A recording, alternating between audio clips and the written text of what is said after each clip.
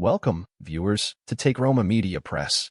Today, we bring you a powerful message from President Museveni of Uganda, addressing the vulnerabilities Africa faces. In this brief but impactful video, he draws parallels from Christian scriptures to highlight the dangers of weakness. Stay tuned for a critical reflection on Africa's history, its struggle for independence, and a stern warning about the challenges the continent still confronts. Oh, one more thing. I noticed the greatest number of you have not subscribed. Please subscribe. It is free, doesn't cost you anything. Just a reminder, if the speed of the video is fast, you can reduce the playback speed to slower. Let us get into the video. Now here, I had quoted two portions from the Christian scriptures. One is from our Lord's Prayer. Our Lord's Prayer, when the Christians say our Lord's Prayer, they mean Jesus. Now our Lord's Prayer says, in part, "Thou shalt not lead us into temptation, but deliver us from evil." Now what I would like to advise Africa is that Africa should not tempt the greedy people to come and colonize us by being weak. When you are weak, you tempt the greedy. And it is your fault to be weak. Why are you weak? Why would you allow yourself to be weak? The other time when I addressed the South African Parliament, I gave the example. I said, suppose I get drunk with alcohol and I sleep by the roadside. And then because I'm asleep, somebody comes and takes my money from my pocket. Whom do you blame? Of course you can blame the thief for not being Christian enough. Not take advantage of a drunk man. But the primary responsibility is that I am the one to blame. Why did I make myself so vulnerable? So that's the first point I wanted to make, but in the speech I elaborated. Now again in the Christian Bible, in the book of Isaiah, chapter 11, verse 6, it says, "The wolf also shall dwell with the lamb." The wolf, the wild animal, will lie with the lamb. Lamb is the young sheep. And the leopard shall lie with the kid. This is the baby of a goat. And the calf and the young lion and the fatling together, and the little child shall lead them. That's what it says in the book of Isaiah. That in heaven, you will find the wolf sleeping with the lamb, peacefully. That also the leopard will be together with the calf of a cow. And that all this will be led by a young child. No, that is in the kingdom of heaven, which the Muslims call it Jannah. But we are still here on earth. We are not going to heaven yet. Here on earth, wolves are still eating lambs. And leopards are still eating cows. And lions are still eating young goats. And certainly, a young child cannot lead a lion here on earth. So, what I come to tell you in my long speech here was about the wolves and the lambs here on earth, not in heaven, because I'm not going there yet, we are still here. So, as long as we are still here, let's deal with the issues that they have. Now, Africa is a huge continent. 11.7 million square miles of land, with a population of 1 billion people. 1,033 million now. These 1 billion people are divided into just 4 groups, linguistic groups. Sometimes they tell you that Africans are so different, they're from different tribes, but actually they are divided into just 4 groups. One group is called the Niger-Congo group of languages. These include the Bantu dialects and the Kwa group of languages, the ones of West Africa. That's why I can pick words from here in South Africa while I'm coming from the equator, 5 hours away. The second group are what we call the Nilo-Saharan group of languages. These are the Cushitic, Nilotic, Nilo-Hamitic people. The third group are what we call the Afro-Asiatic. That is Arabic, Tigrinya, and Amharic. And the fourth group are the group here in Southern Africa called the Khoisan. Now, these Africans are either similar, as I've told you about the Bantu speakers, or they are linked. Similar or linked. If you study these languages closely, you will find the similarities and also the linkages. Africa is the origin of man. All human beings came from here. You are the original human beings. These Europeans and Chinese and all those fellows whom you see, all those are former Africans who went away. Africa is the cradle of civilization. One of the first human civilizations on earth was the Egyptian civilization, and it was here on the African continent. The 3 great religions, Christianity, Judaism, Islam, their founders all took refuge here when they had problems in the Middle East. Moses was here in Africa, that's why he survived. Jesus was brought here as a baby when the Jews wanted to kill him. Muhammad, when his Arabs wanted to kill him, he ran to Ethiopia.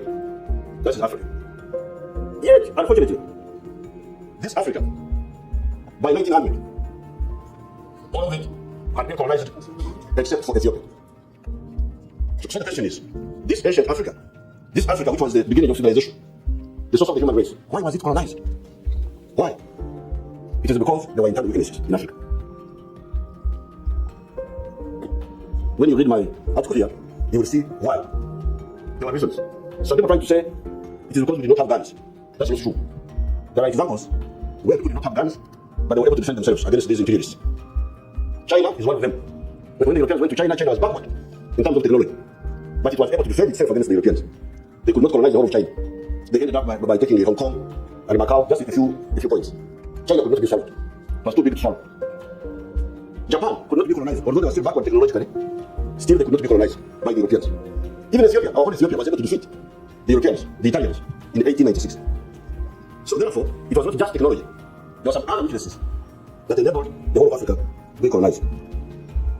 Nevertheless, fortunately, Africans could not die easily. Although the whole continent was colonized, but we survived. We survived the colonialism. We survived the slave trade. We survived the colonial wars. We survived the European diseases, which they brought here. Other people did not survive. If you go to America now, they say there are people who are called Americans. Those are Europeans who went to America to take over the land of the Indians there. They're the ones who call Americans now. The real Americans, if you go there, you find them in national parks. That's where they are found. In reservations. You go and see a few of them. That's how the Indians used to look like. They have disappeared. The Aztecs in Mexico, they are not there, but they are very few. The Incas in Peru, the Aborigines in Australia, they are not there. But for us, we survived. And the reason why we survived. Now, I don't have time to go into that, but you should study that. And in the end, when we survived, we were able to regain our freedom. But regaining our freedom, it was not by accident. It was because of certain factors. Factor number one was the continued resistance of our people. Initially, the resistance was organized by our chiefs, our traditional chiefs. But they failed. Here in South Africa, you know, Shaka and all those groups. That's why I know they tried, but they failed. Eventually, the nationalists came on the scene, organized political parties, and continued the resistance in a modern context. So that was one factor, the continued resistance of the African people. The second factor was the conflict among the Europeans, who were lacking. The Europeans started fighting among themselves because of their greed. Germany, which was a new powerful country, started quarreling with the other old imperialists, saying you took too much food. I also want some of that food. And who were the food ourselves? You Britain, you took too many colonies. I also want to share. That's how the First World War started. To share us better. Because Germany was saying that this sharing is not democratic.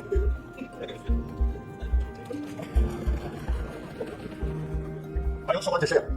Because Germany had done Tanganyika, Rwanda, Burundi, Togo, and then Namibia. And a bit of Cameroon. So they were saying, no, this is not fair. That's what the Germans were saying. This is not fair. You know the British are taking too much. We want more share. That's how the First World War started. Now, then the First World War led into the Second World War. Now, because of that, these fellows weakened themselves so much. They didn't come to us and mobilize our parents to go and fight their wars for them. They took Ugandans to Burma, fight the Japanese. And the Japanese were so scared of Africans because they said Africans were eating people. And whenever the Africans were on campfire, Africans like singing and dancing at night and making campfires. Then the Japanese would say, you see, Africans are roasting another Japanese. But because of that conflict, the Europeans weakened themselves. But what is crucial is that by the end of the Second World War, they were very weak. The European countries were very weak. But still they tried to cling on to the colonies. Even after the Second World War, they tried to cling on to the colonies. Remember, the French tried to go back into China, and they had to get defeated by the Vietnamese. So that was the second factor how we got our freedom. First of all, our continued resistance. But secondly, the fight among themselves. The third factor was the support from the socialist countries. From China, from the Soviet Union. That was the third factor. We were lucky.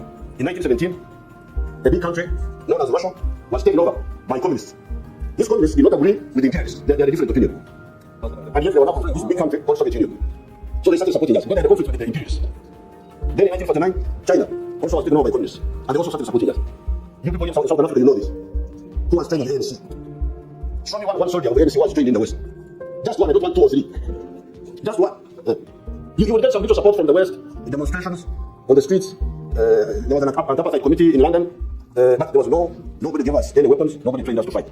The ones who trained us were the Russians, were the Chinese, were the Cubans. Cubans are the ones who came in and contributed.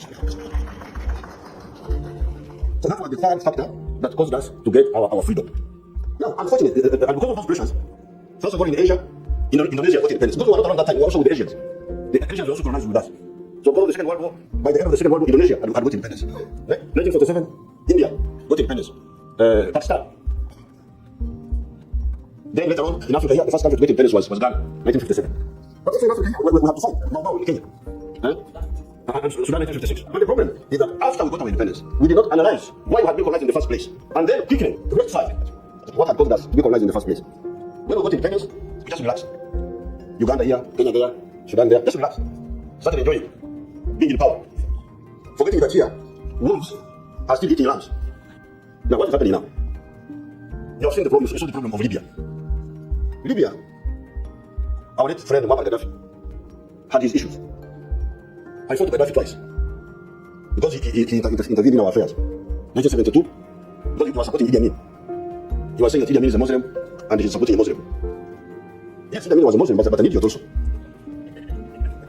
Are there no idiot Muslims? There must be some idiot Muslims. So in 1972, Muammar Gaddafi sided with Idi Amin. And we had to fight him. I fought Muammar Gaddafi. 1979, again, he intervened on the side of Idi Amin. We had to fight him again.